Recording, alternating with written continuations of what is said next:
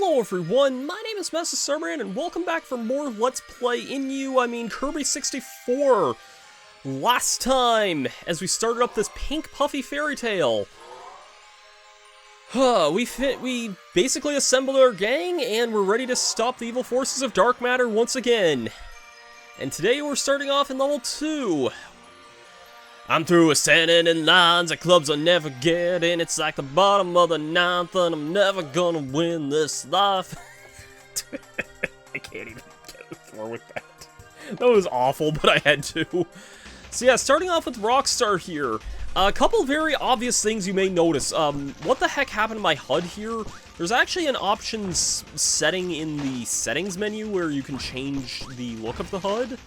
And there's 5 different options. I'll kind of be switching them off, I think, periodically over the worlds here. Just kind of whatever points of the game I think look good for them. This is probably the one I use the least, honestly, but I figured I'd use it for this world here. The other ones kind of match some of the other worlds aesthetically anyways. And I have the Stone and Spark ability. You actually need this ability for this level here. And I just figured I'd enter the level with this one just because it's a pretty good ability, all things considered, and the Spark enemy's pretty late in the level, and I don't think there's that many stone guys at that point, so it's one of those things where it's like, if I missed it, I would have to redo most of the level again. So, yeah. Enter this giant caboose-shaped head. I believe there's a shard up above here, if I remember right. Yes. If I can grab it there. Yeah, there's definitely a lot of stone enemies throughout the level here. I wouldn't be surprised if there's a stone guy later in the level too, but where the sparky enemies are, but yeah, this level kind of requires it, so little cactus mini-boss here. The smaller versions give the needle ability there. Probably self-explanatory there. And we have a bit of an auto-scroller here. Pretty slow room, not too much. Thankfully, this game, from what I remember, toned the auto-scrollers down from Dreamland 3 big time. I might just be saying that, you know, I've played this game a lot more, but, like, I feel like, at the very least, this one's, like, a lot more dynamic than any of the ones in Dreamland 2, or 3, for that matter. We're in a room with, like, lots of rising sand. It's just a really, really cool room in general here, and you can see these mouths opening up and releasing more sand, and it's actually a really cool detail. I never actually really noticed that the mouths kind of open up more and more with sand. And just when we think we can't go any further... I like how he has to pop it. Model D has to pop his head in just to see if we're okay. Anyways, this part of the level here, yellow and brown block here, that's our sign to use. This ability here, anytime you see a colored block like that, that's always the sign that you need a certain ability for it. This ability is also a pretty good one, too. Yeah, here's where the electric enemy is here. Sparkies can just be kind of a risky enemy to inhale, though, just because if you miss them, they... Not only can they attack, which can destroy the star you throw at them... Yeah, okay, I don't see any other stone guys here, and I think this is the end here. Yeah, they can attack, and they can also jump over the stars as well, so they can be a little bit risky to try and inhale. And here's a level that's both really cool looking and has really awesome music, too. I love this game's soundtrack, man, like... I love this whole game in general, though. Like, what else do I need to say about this one? Nah, I'll find some other stuff to say. These hammer guys give the stone ability.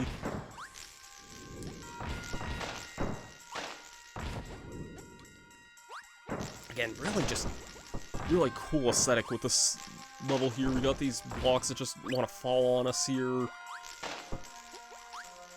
These guys can be a little annoying here. Some abilities can deal with them easily, but...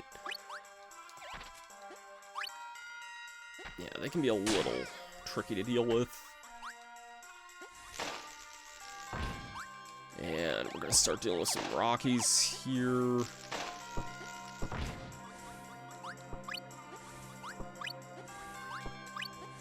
I think there's another section of this here, yeah. Oh, hey, mummies. Before I make a reference to the anime episode Mummy's Madness again, for the umpteenth billionth time in this channel.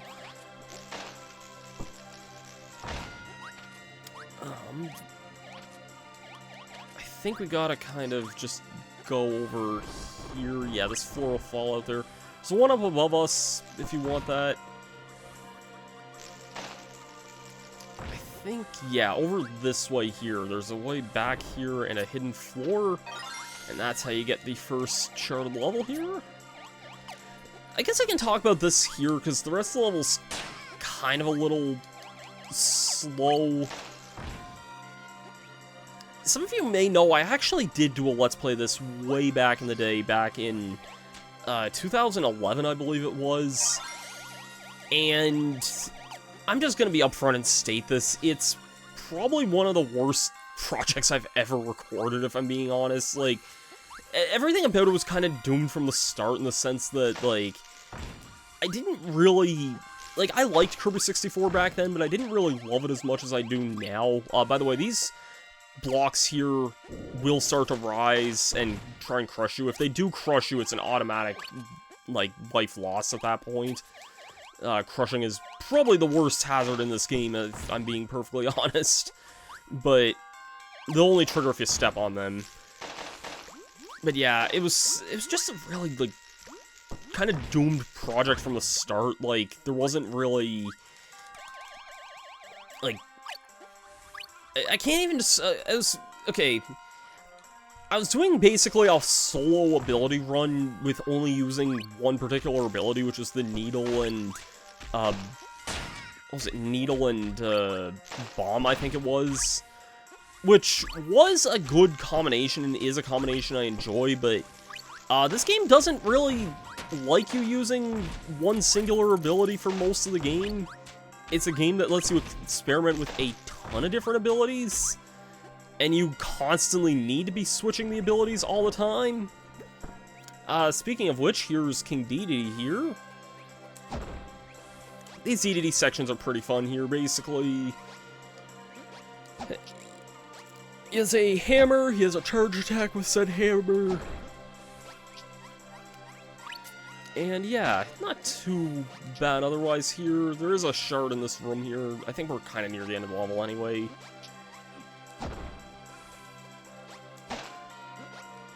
Up here... Yep, just in the top left here, there's a shard. Can also get Dedede burnt, because why not, I guess. But yeah, no, I was not very fond of that original Let's Play, if I'm being honest. Like, everything about it was kind of just, like, cursed from the get-go, from the, like, idea challenge I was doing. There was technical issues up the wazoo. Like, my old microphone that I had at the time was not good at all. It was, like, literally dying at the time, so... oh, I'm surprised I still got that. So yeah, like, in addition, the audio quality just sounds terrible here in that old project there. This level here, I believe I need to enter with any any stone ability in particular, so I'm kind of just holding on to this ability still here. I'll switch off of it here after a minute here, because I'll need to get rid of it for the next level anyway, but... There is a brown bone here that is indication that you need a stone for this. And there's a shard there.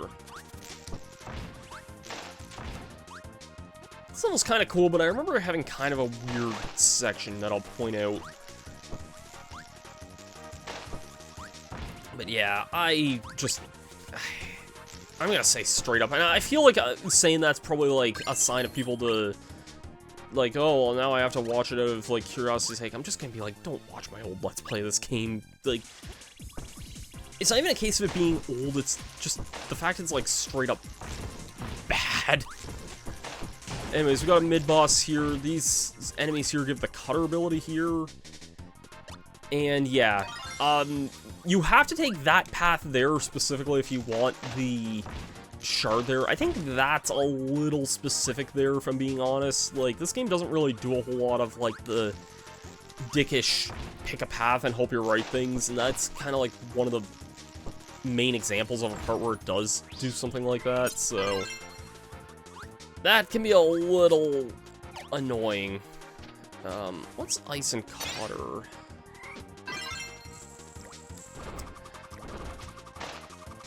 It's a bunch of ice skates.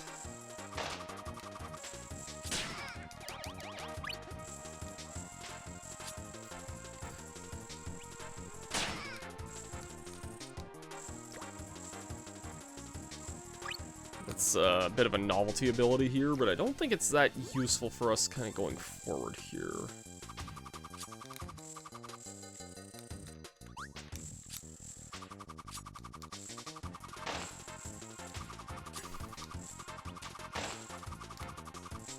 I kind of like the little twirly jump he has there. I don't think I've ever really used this ability all that much, but ice just is always one of those kind of rare abilities in these games that's not really useful all that much. I was watching the, not so much for a reminder, because I think I remember this game pretty well, but I was kind of just watching there was a GameSun quick run of this game, I think it was from Summer Games last year, I think.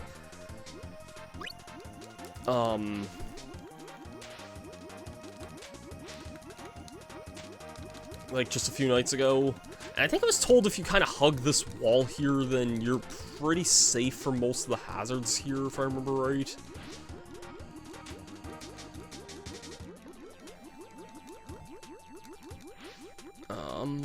Aside from maybe that one there, possibly.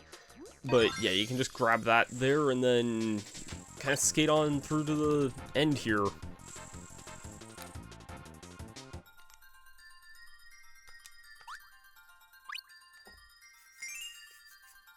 So that level was kind of alright. Most worlds typically have 4 levels and then the boss. The first world just happens to have 1 less, so let's go on to this one here. And this level is pretty tricky, all things considered. I think this is one of the first, like, kind of truly tricky levels, but it has one of the coolest aesthetics in the whole game, though, too. I love the look of this level here. Starts off here in a desert, and then there's just this high-tech flying spaceship-looking thing here. And yeah, almost kind of reminds me a bit of the GameCube, which was probably making the rounds almost about this time, I think, possibly, or at least definitely, like, on the pipeline at the time when this game was making the rounds.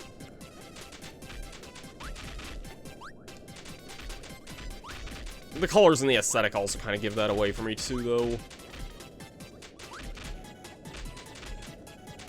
So yeah, this room is tricky because I have to get the spark ability here, and if I mess it up, then I kind of have to restart the whole level again. And also, these things can crush you very, very easily, in fact, so that's something you'll want to be very wary of.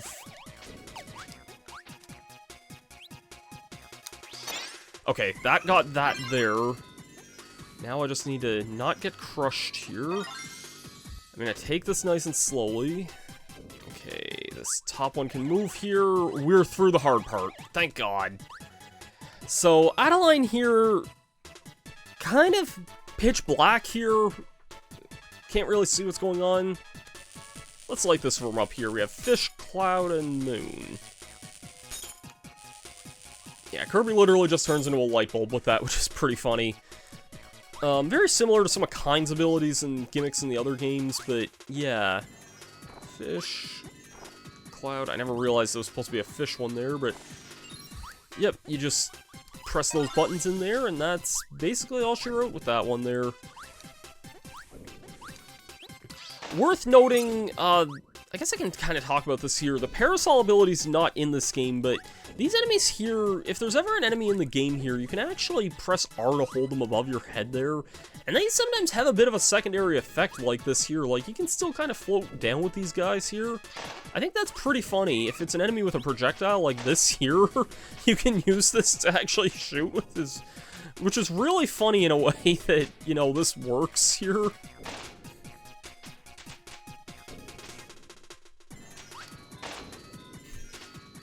I don't think this works indefinitely, but still, that's really, really funny that, like, I can just keep my spread shot here.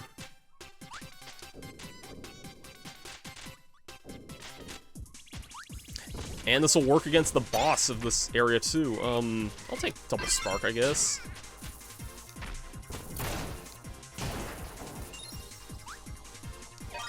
And that should be the last of the shards for this level here. Just have a room we can climb up here. And we are through this level here. Not to jinx it, I'm surprised I've gotten all those so far, not gonna lie. But now it's time for a boss. I kind of want to get another ability for this. I'll meet you guys back in a second.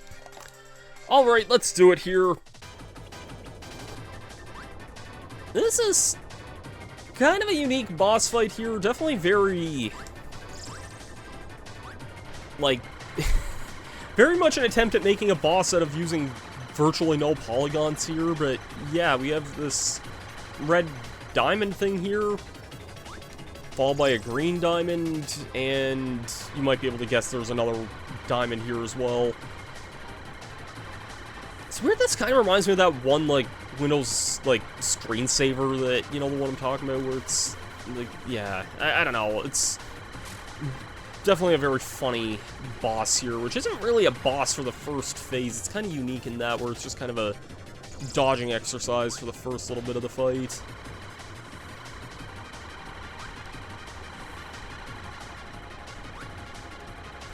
And it'll kind of just rise up above here. We get a nice, not great, but nice for the time view of the desert around us here. And then the fight will actually begin atop this giant tower here.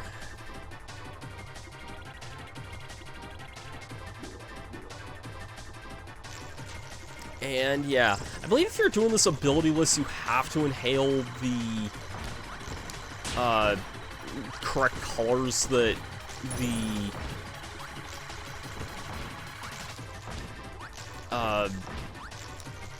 like those correct, like, colors, and, like, hit them at the correct, spheres there. Spheres. These things are clearly not spheres. These things are clearly cubes. I was about to say diamonds, but no, these things are definitely cubes. And for defeating all of them, that is that.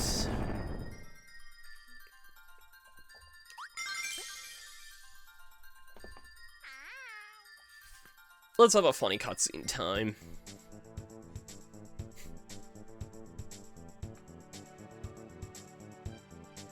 Hey guys, I think Kirby's...